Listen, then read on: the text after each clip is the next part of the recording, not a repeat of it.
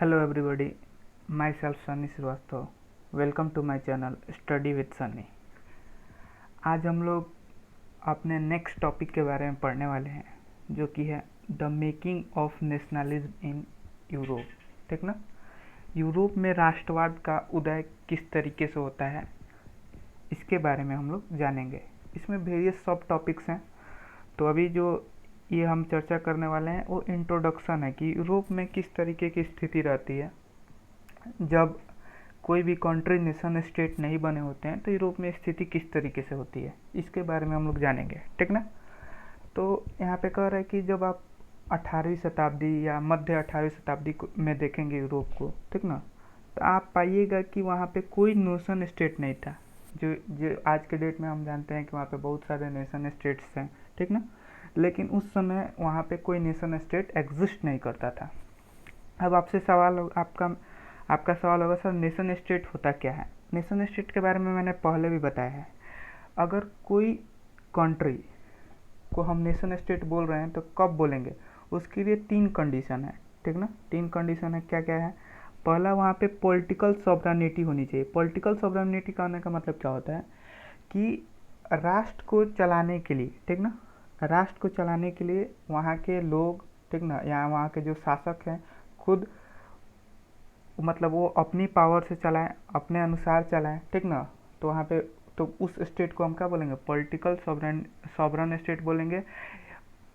ठीक ना। उस स्टेट को हम क्या बोलेंगे, पॉलिटिकल सॉवरन स्टेट बोलेंगे। तो ये पहला कंडीशन है नेशन स्टेट कहलाने के लिए कि कोई भी स्टेट को या कोई भी कंट्री को नेशन स्टेट कब कहेंगे, जब वो पॉलिटिकल सॉवरन हो, मतलब वहाँ के लोग क्या हो, वहाँ के राष्ट्र को चलाने के लिए कैपेबल हो। ठीक ना। दूसरा, कोई हस्तक्षेप ना करे। ठीक ना, जिसको हम लोग हिंदी में संप्रभुता भी बोलते हैं, इसी चीज़ को। दूसरा क्या होना चाहिए, कलेक्टिव आइडेंटिटी होनी चाहिए। कलेक्टिव आइडेंटिटी मतलब क्या, सारे लोग, मतलब एक सामूहिक पहचान सबकी क्या होनी चाहिए, सेम होनी चाहिए। जैसे हम हमको क्या कहा जाता है, एज ए इंडियन कहा जाता है ना। तो हमारी सामूहिक पहचान, भले ही हम अलग अलग रिलीजन्स में बटे हुए हैं, बहुत सारे प्रॉब्लम्स है, लेकिन कलेक्टिव आइडेंटिटी का मतलब, जैसे अगर पूरे देश की बात आती है तो हमको हमारी सामूहिक पहचान क्या है, इंडियन है। ठीक ना। तो ये होना चाहिए। तीसरा तीसरा क्या है बाबू, कॉमन कल्चर। ठीक ना। और वहाँ पे जितने भी लोग हों, सब लोग एक ही तरह के कल्चर को शेयर करते हो, समान सांस्कृतिक के लोग हों। ठीक ना। तो उसी स्टेट को हम लोग क्या कहते थे, नेशन स्टेट कहते हैं। ठीक ना। यहाँ तक चीज़ें क्लियर हो गई। तो वही कह रहा है कि जब आप 18वीं शताब्दी को देखोगे, ठीक ना, 18वीं शताब्दी में मैप देखोगे, ठीक ना, यूरोप का, तो उस समय कोई नेशन स्टेट नहीं थे। अब आपको बाबू नेशन स्टेट अच्छे से क्लियर हो गया होगा कि नेशन स्टेट होता क्या है। ठीक ना। अब क्या क्या, जैसे कि आज के डेट में हम लोग जर्मनी है, इटली हो गया, स्विट्जरलैंड हो गया, ठीक ना, जिसको हम देखते हैं, जो कि आज के डेट में बहुत अलग अलग, जैसे कि जर्मनी किंगडम में बट गया है, गणराज्य में बट गया है, इटली डचीज में, स्विट्जरलैंड कैंटोन में बट गया है। ठीक ना।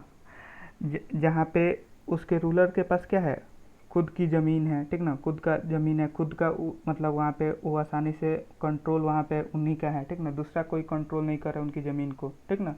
अब ये थोड़ा सा समझिएगा, ये जर्मनी किंगडम में बच गया, इटली डचीज में बट गया, स्विट्जरलैंड कैंटन में बट गया, ये क्या है, इसको समझिएगा।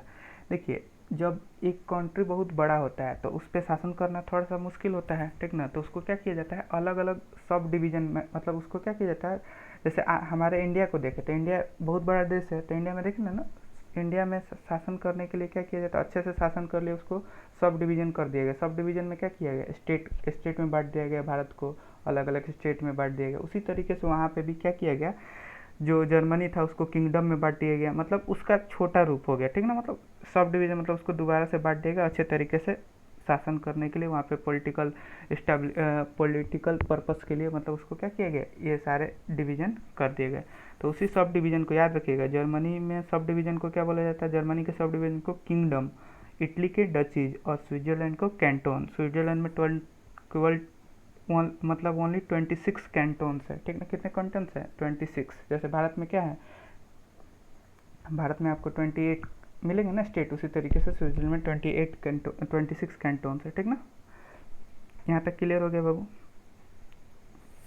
कह रहा है कि जो उस समय ईस्टर्न और सेंट्रल यूरोप था, मतलब जो पूर्वी यूरोप हो गया और जो मध्य यूरोप हो गया, ठीक ना, वो किसके अंडर आता था, वहाँ पे पहले राजतंत्र होता था। कैसा, क्या चलता था, सिस्टम कैसे चलता था बाबू, राजतंत्र का सिस्टम चलता था, ठीक ना। और वहाँ के जो लोग थे ना वो भी साझा नहीं करते थे, मतलब शेयर नहीं करते थे, साझा नहीं करते थे एक सामूहिक पहचान, मतलब सेम सामूहिक पहचान वहाँ के लोग साझा नहीं करते थे। लोग जैसे हम लोग एक सेम सामूहिक पहचान साझा करते हैं ना कि हम लोग एज ए इंडियन है, तो वहाँ पे इस तरह का सेम सामूहिक पहचान वहाँ पे लोग साझा नहीं करते थे। और जो कल्चर भी था वो भी बहुत अलग था, वहाँ पे अलग कल्चर नहीं था, समान कल्चर नहीं था, ठीक ना। ये किसकी बात हो रही है बाबू, ईस्टर्न और सेंट्रल यूरोप की बात हो रही है उस समय में, मध्य 18वीं शताब्दी की बात हो रही है, ठीक ना। तो वो अपने आप को देखते भी नहीं थे, मतलब सामूहिक पहचान उनका सेम नहीं था, ठीक ना। कॉमन कल्चर यानी समान सांस्कृतिक भी वो लोग फॉलो नहीं करते थे, ठीक ना। यहाँ तक चीज़ें हो गई। और इसके अलावा भी उन लोग का जो भाषा होता था ना वो भी क्या होता था, अलग अलग भाषा बोलते थे, ठीक ना। अलग अलग भाषा बोलते थे। रिलीजन भी जो था, धर्म, अलग अलग धर्म के लोग वहाँ पे थे, ठीक ना। अलग अलग क्या थे, बहुत धर्म के लोग भी वहाँ पे थे। तो इससे क्या होता है, इससे क्या समझ में आता है, वहाँ की जो स्थिति थी वहाँ पे, जो इससे हमको क्लियर समझ में आ जाता है कि वहाँ पे जो मोनार्ची सिस्टम चल रहा था वो क्या था, नेशन स्टेट नहीं था, या जो भी रीजन था वो उस ईस्टर्न और सेंट्रल यूरोप में जो भी कंट्री थे वो क्या थे, नेशन स्टेट नहीं थे, ठीक ना। यहाँ तक चीज़ें क्लियर हो गई। उसी में एक था एम्पायर, द हैप्सबर्ग एम्पायर, ठीक ना। ये एक एम्पायर है, साम्राज्य था जो बहुत दिनों तक जिसने मतलब जो शासन किया किस पर, ऑस्ट्रिया और हंगरी पर, ठीक ना। ऑस्ट्रिया हंगरी आप मैप देख सकते हैं, उसमें ऑस्ट्रिया हंगरी के बारे में दिया गया होगा, ठीक ना। तो इसने क्या किया, ऑस्ट्रिया और हंगरी पर जो दो रीजन है यूरोप में, सेंट्रल यूरोप में, इस पर इन्होंने क्या किया, शासन किया, ठीक ना। और ये इसमें देखिए बहुत सारी बात बताई गई, एग्जाम्पल के तौर पे कह रहा है कि was a patch work of many different region and people, ठीक ना। कह रहा है कि हैप्सबर्ग एम्पायर में जो साम्राज्य था, बहुत बड़ा साम्राज्य था, ठीक ना। ये क्या था, मिलावट था, ठीक ना। किसका किसका मिलावट था, अलग अलग रीजन, इसमें बहुत सारे रीजन मिले हुए थे, अलग अलग बहुत सारे लोग भी इसमें मिले हुए थे, ठीक ना। अब इसमें देखिए रीजन के बारे में बता रहे हैं, कौन कौन से रीजन मिले हुए थे। तो अल्पाइन रीजन के जो भी अल्पाइन क्षेत्र के जो भी रीजन है, ठीक ना, वो क्या हुए थे, मिले हुए थे। अब अल्पाइन रीजन क्या होता है समझिएगा, यूरोप में एक अल्प्स पहाड़ है, ठीक ना। क्या है बाबू, अल्प्स पहाड़ है जो ऑस्ट्रिया से शुरू होकर आपका फ्रांस तक फैला हुआ है, ठीक ना। तो वहाँ पे उस पहाड़ के नज़दीक जो भी रीजन आते हैं उसको अल्पाइन रीजन कहा जाता है, ठीक ना। तो वही यहाँ पे दिया है, अल्पाइन रीजन उसमें आते थे, किस में, हैप्सबर्ग एम्पायर में, जैसे कि टायरोल, ऑस्ट्रिया, सुडेंटलैंड, ठीक ना। ये सब क्या है, अल्पाइन रीजन है जो उसके अंतर्गत आते थे, किसके अंतर्गत, हैप्सबर्ग एम्पायर के साथ, जिसमें मैंने आपको बताया कि वो बहुत सारे रीजनों की मिलावट थी। मतलब हैप्सबर्ग एम्पायर जो बना था बहुत बड़ा एम्पायर था, उसमें बहुत सारे रीजन थे, बहुत सारे अलग अलग तरह के लोग थे। कह रहा एज वेल एज बोहेमिया, ठीक ना। बोहेमिया भी था, वो भी क्या है, एक रीजन है, ठीक ना, जो किसमें मिला हुआ था, हैप्सबर्ग एम्पायर में। और बोहेमिया में क्या था, where the aristocracy was predominantly German speaking. Aristocracy क्या होता है, जो माने कि हम एक समुदाय में रहते हैं, ठीक ना, एक मतलब हम लोग एक सोसाइटी में रहते हैं, तो सोसाइटी में जो सबसे पावरफुल जो वर्ग के लोग होते हैं उसको एरिस्टोक्रेसी कहा जाता है। तो वहाँ पे जो सबसे पावरफुल वर्ग के लोग थे वो जर्मन बोलने वाले लोग थे, ठीक ना। वो कैसे लोग थे बाबू, जर्मन बोलने वाले लोग थे, ठीक ना। अल्पाइन रीजन में जो सबसे पावरफुल वर्ग के लोग थे वो कौन थे, जर्मन बोलने वाले लोग थे, ठीक ना। अब देखिए इसमें और भी हैप्सबर्ग एम्पायर में क्या होता है, और भी रीजन आते हैं, कैसे, पहला तो हम लोग देखे अल्पाइन रीजन आता है, सेकेंड अब हम लोग देख रहे हैं इसमें इटालियन स्पीकिंग प्रोविंस भी देखने को मिले। हैप्सबर्ग एम्पायर में इटालियन स्पीकिंग प्रोविंस क्या होता है, मतलब ऐसा प्रोविंस, ऐसा जगह जहाँ पे लोग इटली में बात करते थे, इटालियन बोलते थे, ठीक ना। और वो कौन कौन सा जगह था, लोम्बार्डी, वेनेटिया, ठीक ना। ये सारे जगह थे जो हैप्सबर्ग एम्पायर में देखे गए, ठीक ना। और इसमें लोग देख रहे हैं ना आप, जैसे देख रहे हैं कि अलग अलग रीजन था, अलग अलग भाषा थी, ठीक ना, अलग अलग कल्चर था वो लोगों का, ठीक ना। फिर आप हंगरी में जाइएगा, ठीक ना, हंगरी में जाइएगा तो वहाँ पे आधी जनसंख्या जो थी ना, आधी जनसंख्या मग्यार बोलती थी, आधी जनसंख्या क्या बोलती थी, मग्यार बोलती थी, ठीक ना। और जो बाकी के जन हाफ थे, ठीक ना, वो अलग अलग किस्म के भाषा का प्रयोग करते थे, अलग अलग किस्म के क्या करते थे, भाषा का प्रयोग करते थे। और आपने देखा जैसे नेशन स्टेट का आपने कॉन्सेप्ट समझा होगा, तो अभी मैंने आपको बताया कि कलेक्टिव आइडेंटिटी शो करते हैं, मतलब इसका मतलब क्या कि वो तो इसका मतलब ये हो कि सामूहिक पहचान सबकी एक है। और देखे होंगे कि नेपोलियन कलेक्टिव आइडेंटिटी लाने के लिए एक काम किया था कि जितने भी अलग अलग डायलॉग्स थे, ठीक ना, अलग अलग भाषाएं बोली जाती थी अलग अलग क्षेत्र में, उसको क्या किया, डिस्करेज किया। और किसको इंक्रीज किया, एक भाषा को इंक्रीज किया, जिससे क्या हो, लोगों को लगे कि हाँ हम लोग क्या है, कलेक्टिव, मतलब हमारी जो सामूहिक पहचान क्या है, एक है, ठीक ना। लेकिन ये सारी चीज़ें उस समय नहीं थी, किसमें, सेंट्रल और ईस्टर्न यूरोप में ये सारी चीज़ें देखने को नहीं मिलती थी, ठीक ना। इसी कारण से जैसे मैंने शुरुआत में ही बताया कि उस समय कोई भी जो कंट्री था वो एज ए नेशन स्टेट के तौर पे नहीं जाना जाता था, ठीक ना। गैलिकिया भी एक तरह का रीजन है, ठीक ना। यहाँ पे जो सबसे पावरफुल, अरिस्टोक्रेसी अभी बताया कि वो वह वर्ग जो सबसे पावरफुल हो, किसी भी सोसाइटी में वो वर्ग जो सबसे पावरफुल हो, तो यहाँ पे जो सबसे पावरफुल वर्ग के लोग होते थे वो कौन सी भाषा बोलते थे, पॉलिश। पॉलिश कैसी भाषा होती है, जो पोलैंड के लोग होते हैं पॉलिश बोलते हैं, ठीक ना। अब कह रहा है इन बिसाइड डेज 3 डोमिनेंट ग्रुप्स, मतलब ये जो प्रमुख 3 समूह मैंने बताया, ठीक ना, इनके अलावा भी और भी बहुत सारे लोग उस एम्पायर में, कौन सा एम्पायर अभी मैंने बताया था, हैम्सबर्ग एम्पायर, ठीक ना, जो कहाँ से कहाँ तक फैला था, ऑस्ट्रिया से हंगरी तक, ऑस्ट्रिया हंगरी में फैला था, ऑस्ट्रिया से हंगरी तक नहीं, ऑस्ट्रिया हंगरी में फैला हुआ था, ठीक ना।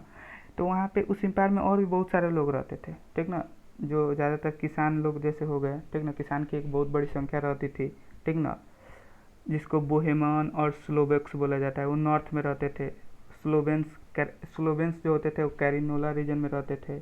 क्रोथ्स जो होते थे वो साउथ यानी दक्षिण रीजन में रहते थे। And Romans to the east, और रोमन्स जो होते थे, ये सब क्या है, ग्रुप है, ठीक ना, क्या है बाबू, ग्रुप है, लोगों का जो क्या है, एक ग्रुप है, उसी का नाम दिया गया, ठीक ना। ये सब इस रीजन में रहते थे, ठीक ना। और इस तरह के जो अंतर थे, such difference did not easily purport a sense of political unit. अब इतना अंतर है बाबू, बताइए, किसी भी एम्पायर में इतना अंतर है, ठीक ना, तो जाहिर सी बात है कि यह आसान नहीं होगा कि, ठीक ना, इतने सारे अलग अलग ग्रुप के लोगों पर एक एक क्या करना, एक समान पॉलिटिकल यूनिटी बना लेना, ठीक ना, मतलब एक समझ बना लेना, एक राजनीतिक एकता में इनको ला लेना, ठीक ना, ये संभव नहीं है। तो वही लिख रहा है कि सच डिफरेंस, मतलब इस तरह का अंतर, डिड नॉट इजिली प्रमोट, वो आसानी से इस तरह का अंतर प्रमोट नहीं करता, मतलब बढ़ावा नहीं देता है ए सेंस ऑफ पॉलिटिकल यूनिटी। किस चीज़ का, एक समझ, किसका, पॉलिटिकल यूनिटी का, राजनीतिक एकता का। अब इतना सारा डिफरेंस रहेगा तो पॉलिटिकल यूनिटी तो हम नहीं ला सकते, ठीक ना, यही कहने का प्रयास कर रहा है। The only tie binding this diverse group, ठीक ना, और एक ही चीज़ था जिससे ये लोग बंधे हुए थे, सब लोग एक साथ रहते थे, और वो क्या था, was a common allegiance to the empire, और वो क्या था, एक कॉमन, मतलब समान निष्ठा थी, वफादारी थी, किसके प्रति, राजा के प्रति, एम्पेयर के प्रति। इसी कारण से सब लोग एक समान रहते थे, ठीक ना, मतलब एक साथ रहते थे, नहीं तो बाकी इनके में बहुत अंतर था। और इसी कारण से, ठीक ना, ये लोग कभी नेशन स्टेट के, मतलब उस समय नेशन स्टेट के रूप में कभी उभर के नहीं आए, ठीक ना। जब मोनार्ची ख़त्म हुई, ठीक ना, डेमोक्रेसी आई, तब ये जो है नेशन स्टेट का कंसेप्ट भी है। और आज हम देख रहे हैं कि बहुत सारे यूरोप में बहुत सारे ऐसे देश हैं जो क्या है, नेशन स्टेट है। नेशन स्टेट अभी मैंने बता दिया, नेशन स्टेट का बस पॉइंट याद रखिएगा ध्यान से। नेशन स्टेट में मैंने 3 पॉइंट आपको बताई। पहला क्या, पॉलिटिकल सॉवरेनिटी होनी चाहिए। पॉलिटिकल सॉवरेनिटी मतलब क्या, कि राष्ट्र को कंट्रोल करने का अधिकार आपके पास हो, यानी आपके लोगों के पास हो, आपके देश के लोगों के पास हो, कोई दूसरा आपके राष्ट्र को कंट्रोल नहीं कर रहा हो, उसको बोलते हैं पॉलिटिकल सॉवरेनिटी, यानी संप्रभुता। दूसरा होता है कलेक्टिव आइडेंटिटी। कलेक्टिव आइडेंटिटी मतलब क्या होता है, सामूहिक पहचान, यानी जैसे हम एज ए इंडियंस बोले जाते हैं, उसी तरीके से अगर आप किसी एक रीजन में रह रहे हैं तो वहाँ के लोगों को जो भी है, जैसे फ्रांस में रह रहे तो फ्रेंच बोले, इस तरीके की पहचान होनी चाहिए। और कॉमन कल्चर, और समान सांस्कृतिक भी, मतलब उनका जो कल्चर भी होना चाहिए वो सेम होना चाहिए, ठीक ना, तब हम लोग उस कंट्री को नेशन स्टेट बोलते हैं, ठीक ना। तो ये सारे कारण थे, ठीक ना, जिस कारण से आप देखें, ठीक ना, या यूरोप की स्थिति उस समय मिड 18 सेंचुरी में किस तरीके से थी। ये जो आपका पैराग्राफ मैंने बताया, इससे आपको पता चल गया होगा कि उस समय यूरोप में कितनी ज़्यादा विविधताएं थी, कितना ज़्यादा डिफरेंस था, कितना ज़्यादा अंतर था, ठीक ना। ये सारी चीज़ें आप लोग देखें। अब हम लोग का नेक्स्ट जो वीडियो रहेगा, नेक्स्ट जो वीडियो लेक्चर रहेगा, उसमें हम देखेंगे how did nationalism and idea of nation state emerge.